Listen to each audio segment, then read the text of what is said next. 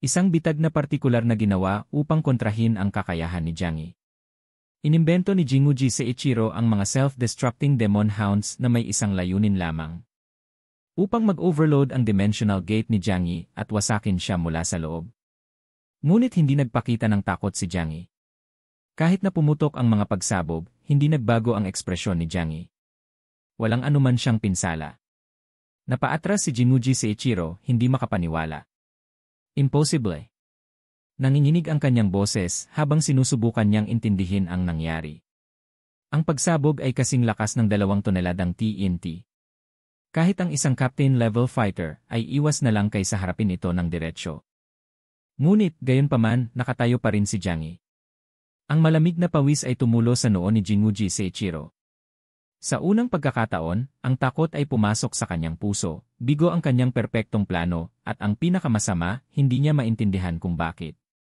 Ang mga mata ni Jiang Yi ay kasing lamig ng walang hanggang yelo ng Arctic. Ang pagtataksil ay naglalagablab sa loob niya tulad ng isang naglalagablab na apoy, ngunit sa kabila ng galit na lumalago sa loob, nanatili siyang kalmado at nakatutok. Ayaw niyang hayaang malito siya ng mga emosyon.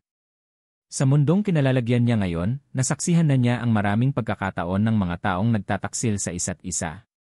Kaya kahit na may nagtaksil sa kanya, hindi na siya nagulat. Tahimik niyang pinaalala sa sarili na mabuti na lang at hindi niya ipinakita ang buong lakas niya.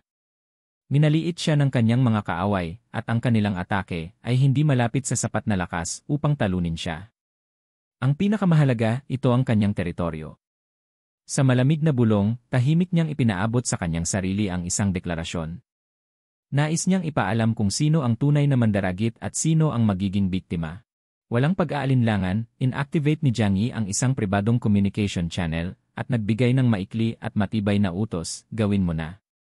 Pinalibutan ng Tianlong Pirates at Eclipse Warriors ang Tengu team, iniisip nilang nahulog na ang mga ito sa bitag ng isang hindi nakikitang bilangguan. Ngunit bago pa man sila sumugod, isang malakas na pagsabog ang sumabog sa ilalim ng kanilang mga paa. Ang epekto ng pagsabog ay nagpadala ng shockwaves sa hangin, nagpalipad sa mga pirata sa iba't ibang direksyon. Ang mga katawan ay itinapon pa itaas, habang ang pagsabog ay dumaan sa kanilang hanay. Hindi nila alam na 100 metro sa ilalim nila ay may isang napakalaking underground military base na umaabot sa 10,000 metro kwadrado. Ito ang Chaoyu Harbor, isang dating military stronghold na pinalakas pa sa panahon ng post-apocalyptic. Hindi alam ng kalaban, ang kaalyado ni Jiang Yi, si Chen Jingguan, ay naglatag ng mga bitag at pampasabog sa buong harbor bilang bahagi ng contingency plan. Ito lahat ay bahagi ng estratehiya ni Jiang Yi mula pa sa simula. Habang kumakalat ang usok at apoy mula sa pagsabog, ang boses ni Jiang Yi ay tumagos sa kaguluhan, matalim at malamig, ngunit puno ng walang kapantay na kumpiyansa. Ito ang lungsod ng Tianhai. Ang aking lungsod. Ang aking inang bayan. Ang mga pirata at Eclipse Fighters, na tuluyang naguluhan, ay nahirapang makabalik sa kanilang mga posisyon. Ngunit bago pa man sila makarecover, ang mismong lokasyon ng digmaan ay sumalungat na sa kanila. Isang malupit na snowstorm ang biglang dumaan sa lugar. Ang hangin ay umaatungal, at mabilis na tinakpan ng makapal na nyebe ang buong battlefield, kaya't mahirap nang makakita ng malinaw. Pinilantik ni Phoenix Yuanren ang kanyang mga mata, habang ang isang hindi komportableng pakiramdam ay unti-unting kumakalat sa kanya. Sandali, parang may mali. Kasabay nito, isang Tianlong Pirate Scout na may pinahusay na pandama ang biglang namutla. Ang buong katawan niya ay nanginig, at napansin niyang may isang masamang bagay na nangyayari.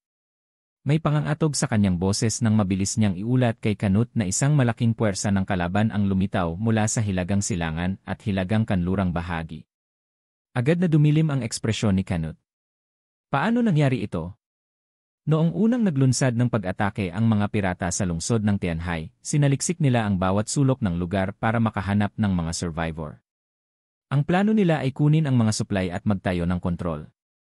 Ngunit wala silang nahanap. Kaya, saan nanggaling ang buong armadong puwersang ito? Ang pagdating ng reinforcements. Ang sagot ay simple. Sila ang mga reinforcements ni Jiang Yi.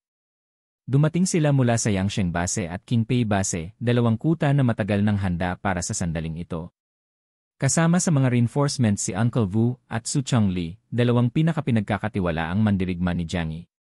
Simula pa lang, inisip na ni Jiang Yi na magiging napakahirap ng laban na ito. Hindi niya inasahang kaya niyang manalo ng mag-isa. Matagal bago pa magsimula ang laban, lihim niyang ipinadala ang mga utos sa ilang pangunahing mga base, tinitiyak na magiging handa ang mga ito sa tamang oras. Ngayon, dumating na sila. Hindi si Jiang Yi ang uri ng leader na lalaban mag-isa habang ang kanyang mga kaalyado ay walang ginagawa. Bawat isa ay may gampanin sa pag-atake. Si Xiao Honglian at ang kanyang team ay nagposisyon sa mataas na lugar, naghahanda upang guluhin ang galaw ng kalaban mula sa itaas. Si Xu Chongli at Shoga Xingteng ay nagtulungan, nagpapalakas ng malupit na storms at yelo upang magdulot ng kaguluhan sa battlefield at magbigay ng pagkakataon sa Tengwu team na makaalis. Samantala, si Uncle Vu, isang tahimik ngunit deadly na sniper, ay kumuha na ng kanyang posisyon.